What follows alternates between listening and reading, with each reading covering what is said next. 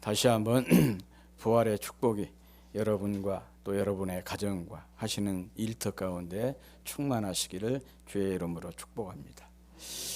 이 부활절은 사망 권세를 이기시고 부활하신 우리 주님의 부활을 기념하는 그런 그 절기이고 또 예배입니다. 그런데 이 복음서를 보면 부활주일 혹은 또 부활주일 앞에 있는 그 고난과 부활 사건과 관련되어서 그 성경에서 아주 크게 부각이 되는 인물이 한 사람 있습니다. 이게 마태, 마가, 누가, 요한 이 네 개의 복음서가 공통적으로 그 강조를 하고 있는데 그 사람이 누구냐? 뭐 주님을 그 자기 나름대로 가장 사랑한다 그렇게 공언을 했던 베드로도 아니고 또 주님의 사랑을 가장 많이 받은 사람이다 그렇게 이야기하고 있는 사도 요한도 아닙니다. 그 남자 제자들이 아니라 그 여자 제자인데 여자 제자들 중에서도 유력한 사람들이 참 많이 있잖아요. 예수님의 어머니 마리아를 비롯해서 또 이모도 있고 뭐 유력한 사람들이 많이 있는데 그런 사람들을 다 제쳐두고 오늘 성경 본문에 나와 있는 대로 전에 7 귀신이 들렸던 막달라 마리아라고 하는 사람입니다. 이 막달라 마리아 여러분들이 한번 주목해서 성경을 복음서를 읽어보면 이렇게 주님의 고난과 이 부활 사건과 더불어서 항상 그의 이름이 제일 먼저 기록이 되어 있는 것을 확인할 수가 있습니다. 아무튼 이 막달라 마리아는 성경에서 7 귀신이 들렸던 사람인데 예수님을 통해서 예수님께서 귀신을 쫓아내고 그 삶을 회복시켜 주셨다. 그렇게 이 얘기를 하고 있습니다.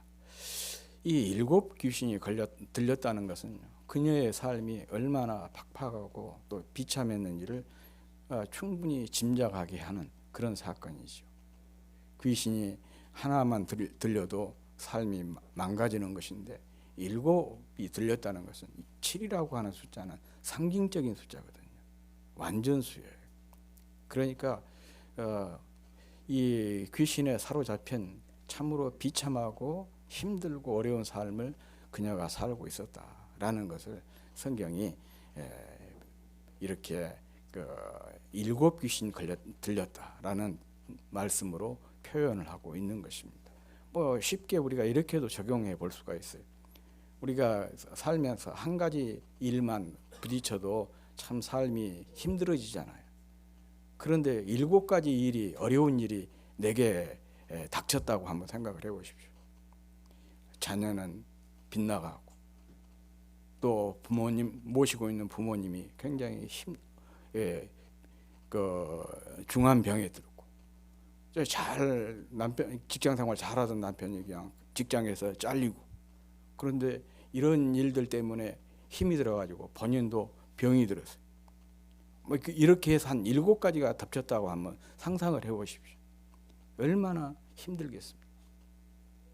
그렇게 고단한 인생을 살고 있는 여인이 바로 막달라 마리아였습니다. 그런데 이런 그녀가 주님을 만나서 완전히 치료가 되고 회복이 되었다는 거예요. 그리고 더 중요한 것은 이 주님께서 부활하셨을 때 주님의 부활을 최초로 목격했던 부활의 첫 목격자가 되었고 또 첫 번째 목격자가 됐으니까 자연히 첫 번째 증인이 될 수가 있었겠죠. 이런 그 막달라 마리아가 부활의 첫 목격자요 첫 증인이 되었습니다. 주님은 세상의 모든 고통을 안아주시는 분이십니다.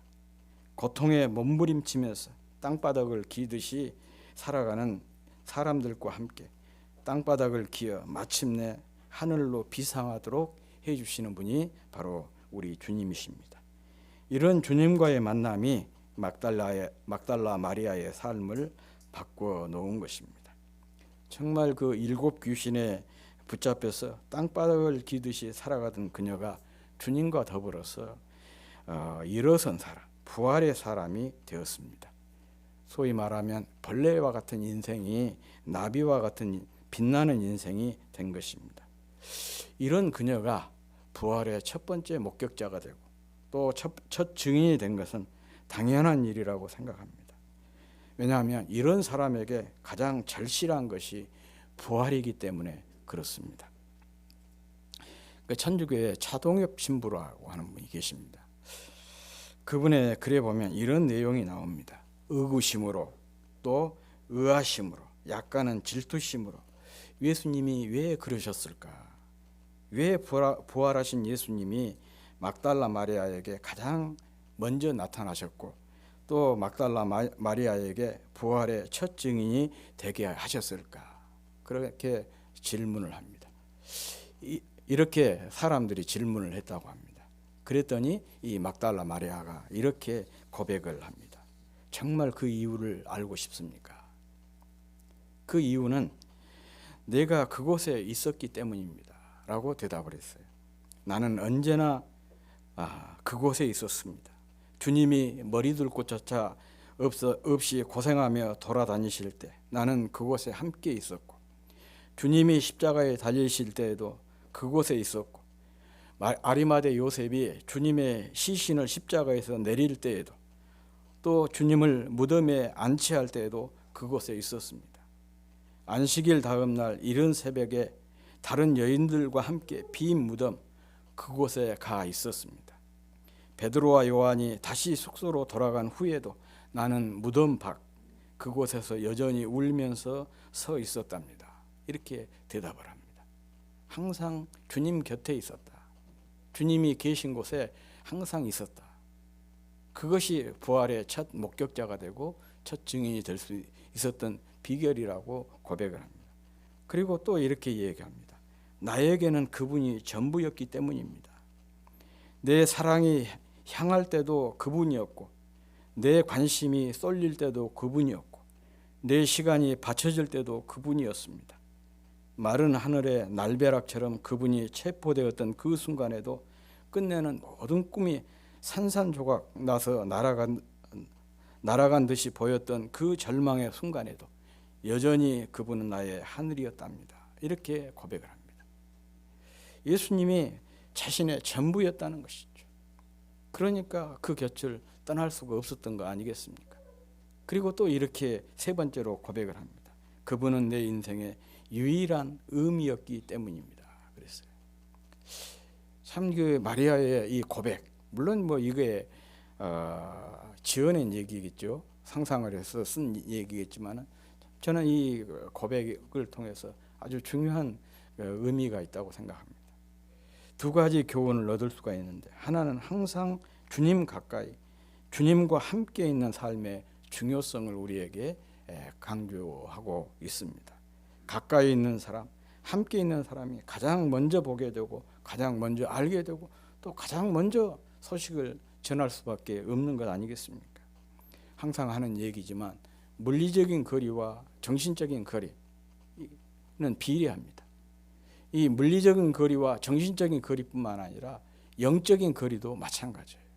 하여간 가까이 하면 마음도 가까워지게 되고 이 영적으로도 마찬가지다. 그런 얘기잖아요.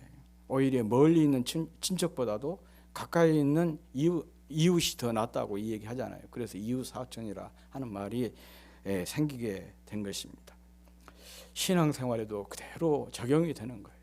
그래서 예배에 자주 참여하고 출석하고 자주 또 기도하고 자주 하나님 말씀 보고 날마다 이렇게 성경 필사하는 것, 이 참 중요한 일이에요. 이것이 바로 주님과의 간격을 좁히는 일, 거리를 좁히는 일인 것입니다. 그 뭐 성경 쓰는 게 무슨 의미가 있겠나 그런 생각이 들지는 모르겠지만 한번 써보세요. 예, 쭉 쓰다 보면은 자연스럽게 이렇게 마음이 가까워지는 거예요. 주님에 대한 믿음이 이렇게 일어나게 되는 것이죠. 교회에서도 늘 그런 얘기 하잖아요. 앞자리에 앉는 것이 참 중요하다. 앞자리에 앉는 것 자체가 하나의 전도다, 그런 얘기를 하기도 하지 않습니까? 이게 물리적인 거리가 영적인 거리, 정신적인 거리와 비례하기 때문에 그런 얘기들을 하는 것이죠. 그래서 주님과 함께, 주님 가까이 함의 중요성을 잘 보여주는, 강조하는, 교훈해주는 그런 얘기죠. 다른 하나는 이렇게 주님을 가까이 하는 비결은 주님을 나의 전부, 나의 유일한 의미로 여기면서 사랑하는 것입니다. 막달라 마리아가 유명한 남자 제자들 베드로나 요한이나 야곱보다도 먼저 부활의 목격자가 되고 또 부활의 첫 증인이 된 것이 바로 여기에 있었어요. 주님을 따르는 유수한 사람들이 많이 있었잖아요. 사실은 물론 주님께서 가난한 사람, 어려운 사람들의 친구가 되어준 것은 사실이지만 또 그러면서도 그 부유한 사람들도 있고 힘 있는 사람들도 있었어요. 그런데 그런 사람들을 다 젖히고 이 막달라 마리아가 최초의 목격자가 되고 최초의 증인이 되었다는 것은 다른 사람들과 달리 남달리 주님을 사랑했고 또 정말 그 주님을 자신의 인생의 전부로 여겼기 때문에 이런 일이 가능했던 것입니다. 그녀는 7 귀신에 붙잡혀서 고통의 심연에서 몸부림치며 마치 땅바닥을 기듯 살았습니다. 살아 있었지만은 사는 것이 아니었습니다. 그런 자신을 주님이 구원해 주신 것이고 이렇게 큰 은혜를 받고 보니까 그녀는 주님을 사랑하기로 결심을 했던 것이죠. 결국은 사람은 받은 만큼 돌려주게 되는 것이거든요. 그래서 반응을 보면 그 사람이 얼마나 주님의 사랑을 깊게 입고 사는 사람인가, 사랑을 깊게 입고 사는 사람인가를 알 수가 있는 거예요. 왜냐? 그렇게 은혜를 많이 받고 또 사랑을 많이 받았기 때문에 자연스럽게 그것을 반응하게 되는 거였죠. 물론 또 사람 중에는 그래요. 이렇게 많이 받았는데도 깨닫지 못하는 사람들이 또 왕왕 있기는 하지만은 어쨌든 그렇습니다. 많이 받게 되면, 혜택을 많이 입게 되면 사람은 자연스럽게 보답하고자 하는 그런 마음이 생기게 된 것이죠. 이렇게 이 막달라 마리아는 주님의 큰 은혜를 입어서 이렇게 큰 은혜를 입고 보니까 어떻게든지 내가 이 은혜에 보답해야 되겠다, 그런 심정으로 살았던 것 같아요. 그런데 그 주님을 가장 잘 섬기는 방법이 뭐냐? 뭐 헌금 많이 하고 어떤 큰 일을 하는 것이 아니에요. 항상 주님 가까이에 있는 것이죠. 주님과 함께 하는 것이 주님을 위해서 하는 가장 큰 일인 것이죠.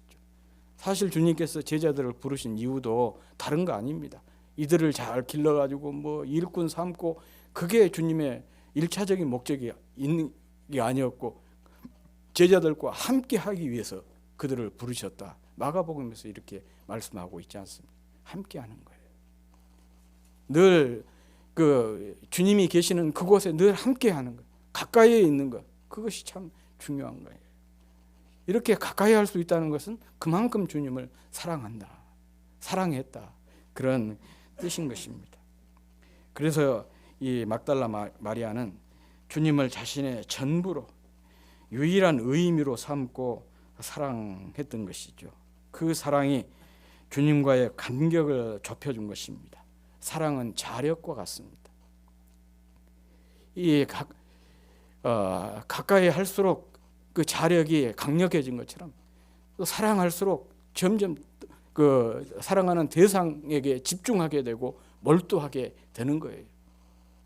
그래서 히브리어를 보면 히브리어에 사랑이라고 하는 단어가 아하브라고 하는데, 이 단어의 뜻이 의미가 뭐냐?